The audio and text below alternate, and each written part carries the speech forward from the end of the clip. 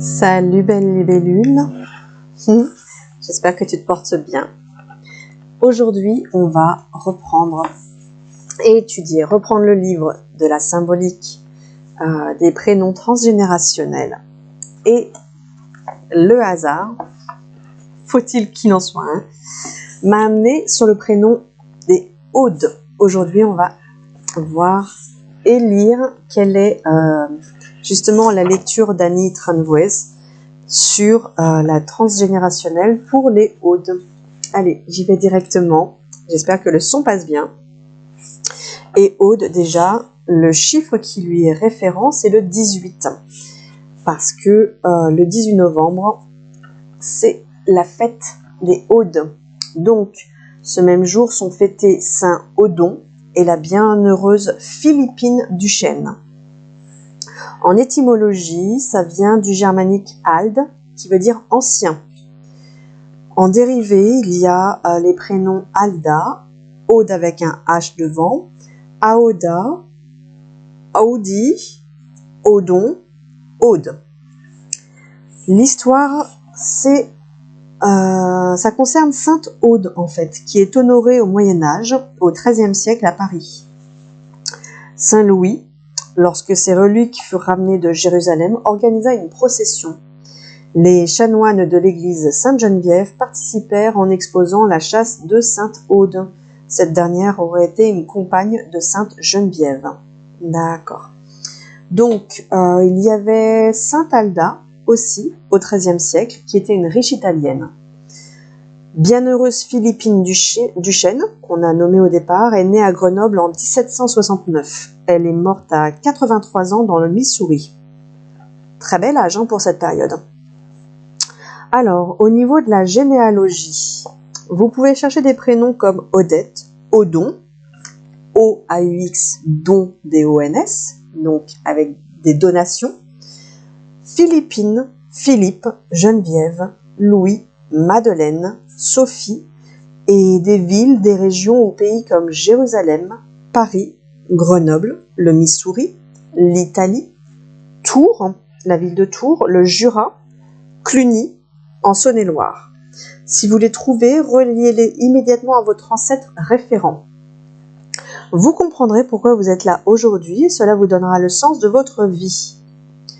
Une mémoire moyenâgeuse est encore errante. Si un enfant dans votre descendance est né en couveuse ou in vitro, cherchez l'ancêtre sainte qui fut mise dans une chasse. La richesse a été là pour une aïeule italienne. Si cela est signalé, c'est qu'elle a dû tout perdre. Est-ce que c'était dû à une spoliation ? C'est l'interrogation qu'il peut y avoir. Dans ce cas, votre vie doit être en dents de scie et vous devez avoir des soucis avec l'argent, sous quelque forme que ce soit. Et cela vous empêche d'atteindre la place que vous méritez dans votre travail. Que vous arrive-t-il en 1967 et en 1976 ?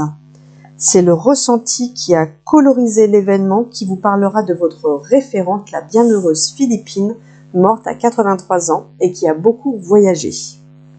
Alors, on vous dit aussi qu'il y a des mémoires de chasse qui peuvent parler d'un meurtre ou d'un accident. Comme les chevaux sont sur votre arbre, parle-t-on de chasse à courre ou d'un accident de cheval ou de quelqu'un qui avait des chevaux. Cela indique que vous devez trouver votre voie et avancer pour régler les embourbements passés en payant ainsi la dette karmique. Parmi les métiers à rechercher, celui d'avocat s'inscrit ainsi que des guérisseuses, des musiciens, des artistes, des gens de lettres, des bergers, etc. Alors, quel homme a une main de fer, un caractère joyeux et est également d'une grande bonté et fait rire tout le monde? Qui est cette personne dans vos ancêtres? Alors, il y a une mémoire de franc-maçon qui est prégnante pour le prénom Aude. Et on va pouvoir aborder donc le problème générationnel. Le problème générationnel, il provient d'une chute sociale due à un événement qui a mis le clan familial de l'époque sans dessus-dessous. Ok, d'où le problème relationnel à l'argent. Ça a foutu le boxon. Et le message transgénérationnel, On vous dit essayez de ne plus avoir une vie en dents de scie car cela est très fatigant. Tu m'étonnes, énergétiquement, ça prend beaucoup d'énergie. Dans la valise positive, soyez accueillante, à l'écoute, communiquez, débarrassez-vous de toutes vos croyances obsolètes. Ouvrez-vous et laissez entrer la lumière dans votre cœur qui est généreux si vous lui laissez la possibilité. Donc là, on parle bien de laisser tomber les peurs. On voit bien que c'est transgénérationnel, donc si vous laissez tomber les peurs liées à votre générosité, ça s'ouvre bien. Harmonisez vos contradictions aussi. Donc ça, j'ai un outil qui est génial pour ça. Si ça peut vous aider, n'hésitez pas à prendre rendez-vous. Affranchissez-vous de toutes les dépendances et surtout de la dépendance affective. Mettez des bases solides à votre existence en comprenant le sens de votre vie. Qu'est-ce que vous voulez mettre en place? Qu'est-ce que vous pensez être venu mettre en place dans votre vie?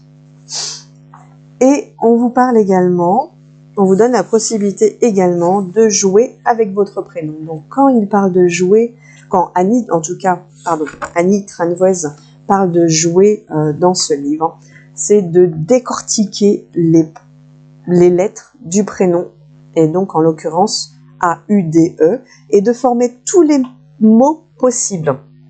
Le premier mot qui vient, c'est de, D-E. Ça indique une noblesse ou un joueur. O, E-A-U, habitation ou métier en liaison avec l'eau. Mélo fait aussi référence à la mère et aux émotions, à la mère, maman, et aux émotions. A2, pour les lettres, on utilise toujours. Des jumeaux, un mari, un amant, A2.